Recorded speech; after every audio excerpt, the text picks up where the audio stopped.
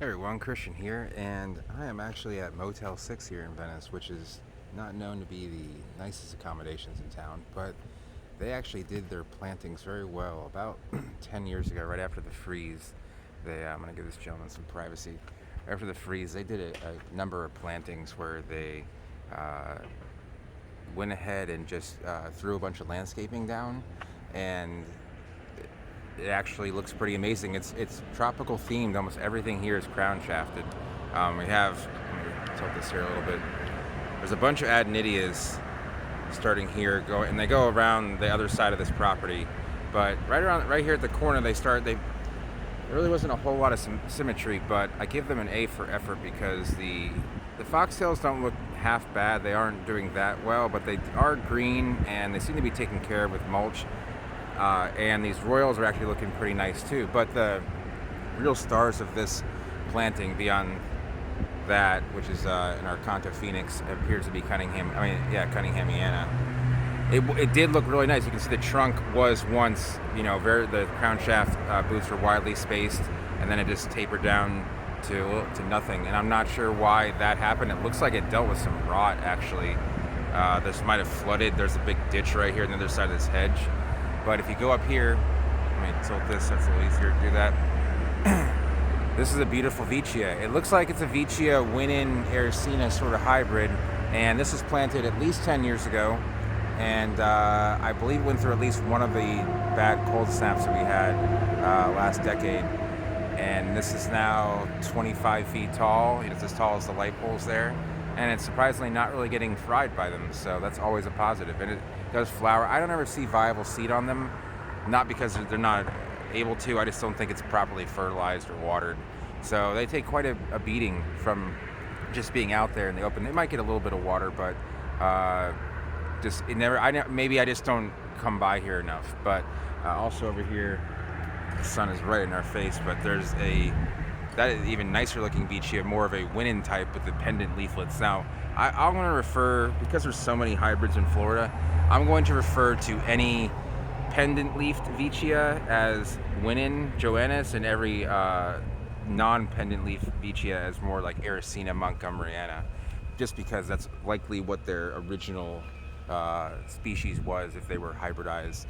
To tell what they are exactly is really just a shot in the dark. And anyone that says they can say for sure that that's Ericina that's Winin Joannis or Ericina is just trying to impress someone. So little Canto Phoenix Cunninghamiana clump there.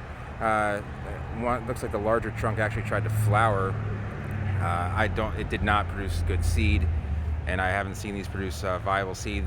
This one actually looks like it didn't get enough water, and the crown shaft is stunted. So I notice a lot of people tend to purchase palms with stunted crown shafts because they're a discount.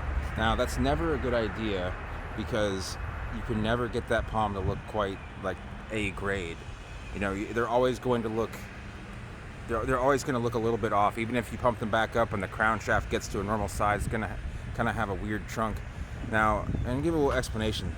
These adenidias look really nice, right? They have nice curvy fronds. They have a decent sized trunk, and they're growing in triples here all the way down. Well, not all the way, there's 4 clumps of them, but down here to the entrance. But if you look more closely, you can see that while they were growing really nice early on, as they got here, you can tell when usually they were planted. Right about there is when it was planted, and then right here, the crown shaft really is stunted, and these are sort of a B grade plant, but it's usually what you'll find in a lot of nurseries, and people are okay with that. I'm not really sure why. I guess they just are okay with just the fact that it's green, it has curvy fronds, and just looks tropical. So, some of these are a little bit nicer. But adenidias should have a bulbous crown shaft, and you won't see that too often unless you know someone that has been really properly taking care of them. These are native to the Philippines, where they grow more in like understory areas, but they've been shown to grow very well in the sun too, as long as you properly take care of them.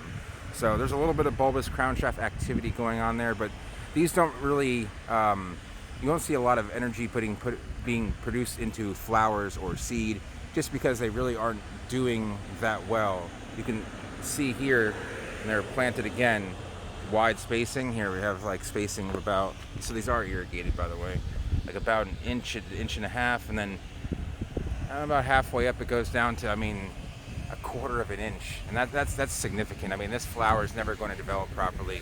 That's okay. I mean, some of these palms are doing great. This royal, look at how fat this is in comparison to the royals I have showed you in the shopping center, the one that I've really kind of taken a liking to, I guess you could say.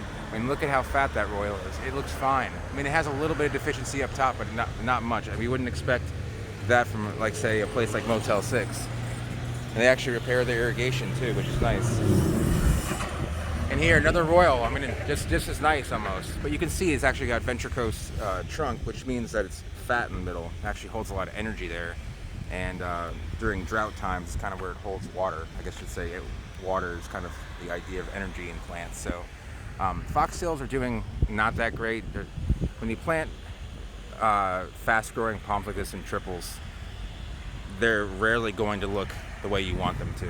Now, they are putting out flower space, but I mean, these two are being parasitic on the third one. The trunk is half the size. The only one that really looks, decent is this one here on the left, and it's probably just taking over the other two. It eventually will, but they have a darkish green color. They're probably fertilized, or at least water. They require water and fertilizer in Florida, and they really are pigs for a lot of nutrients that we are deficient in Florida. So I just wanted to show a comparison. This is a Motel 6. This is a discount hotel. You don't pay a lot of money to come here. And when you go to a shopping mall that has multi-million-dollar stores in it, all the way through, it's almost a quarter mile long, and the planting is just I give that a grade of a D, I guess. And the difference between the two is just amazing. They don't have a big budget for planting here, yet they worked with what they had. So that's a good comparison. And you never know where you're going to find some cool looking palms, or well-grown palms for that matter. I mean, there's even nice flowers here underneath the adenitas. People really took care in these plants. You can see the flowers also at the entrance to the left of the back of those cars, and they look great. And in the meantime, the other people just kind of slapped it together. So it really matters about who's taking care of them. It's I don't want to say it's a passion, but it's it's the level of care that is offered to them really matters. The outcome that you get. So anyway, I'm going to leave that video there. If you enjoy watching videos about palms and other tropicals, consider subscribing. If you enjoyed this video, give it a like. And if you have any questions about, or have any other sightings of interesting plantings in other areas you would otherwise not expect them, leave a comment down below, and I'll see if I can't visit at some point. And thank you for watching.